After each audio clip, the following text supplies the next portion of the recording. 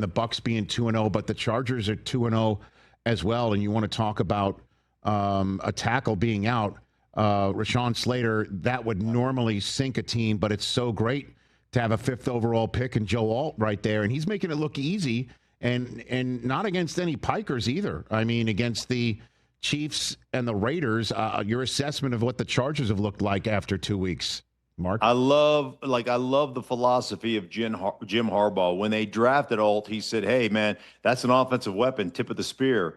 And it is so hard to move from the right side to the left side. It is a really difficult thing to do. I know it doesn't sound hard, but it really is hard. And, you make it akin to all of a sudden writing a term paper with your left hand if you're right-handed. It's hard to do. And everything turns backwards. Your feet are backwards. Your different hand is on the ground. As a matter of fact, in my playing days, there were 3 guys. When I switched from right guard in Washington to left guard in Denver, I messed a whole year with my stance, trying to feel comfortable coming off the ball. And I tried going left-handed. I tried doing all that stuff. And what convinced me not to is 2 of the best players in the National Football League at that time as offensive linemen both played in the AFC and both played left guard with their hand down and their right hand down. And that was Bruce Matthews and that was Steve Wisniewski. And so I was like, screw it, man. I'm not changing my stance. I'm playing with my right hand down.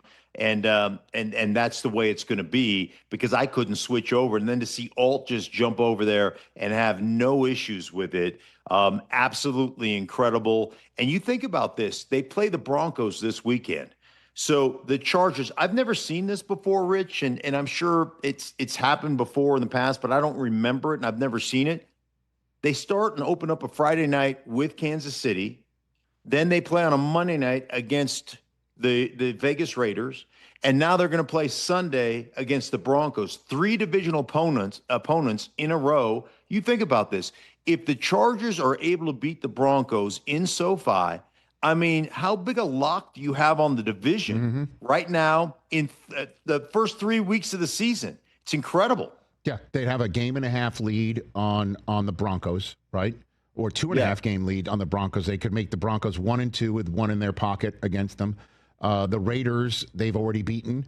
And the Chiefs, they're up currently right now 2.5 games on the 9 times in a row AFC West winners. And they've been looking, dominant. Yeah. Dominant. Yeah, Certainly on defense. They've been looking absolutely dominant over the first 8 quarters. And as you pointed out, one more thing. They play on every different day of the week. They play on a Friday, on a Monday, on a Sunday. They play in the Southern Hemisphere. They'll play in the Northern Hemisphere. They'll play in Nevada. They'll play at home. I mean, it's just like a Dr. Seuss rhyme. They don't care where they would have to do it. They're just ready to dominate.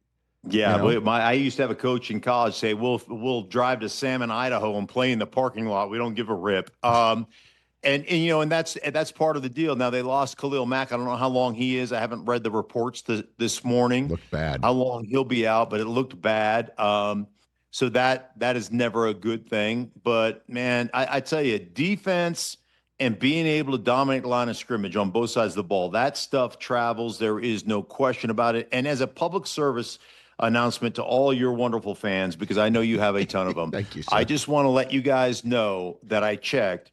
And the Chiefs are still in last place. Look at you, man. Look at the PSA troll job from Mark Schlereth. Hey, you made it all the way to the end. Thanks for that. Check us out every single day streaming live on Disney Plus and the ESPN app 12 to 3 Eastern.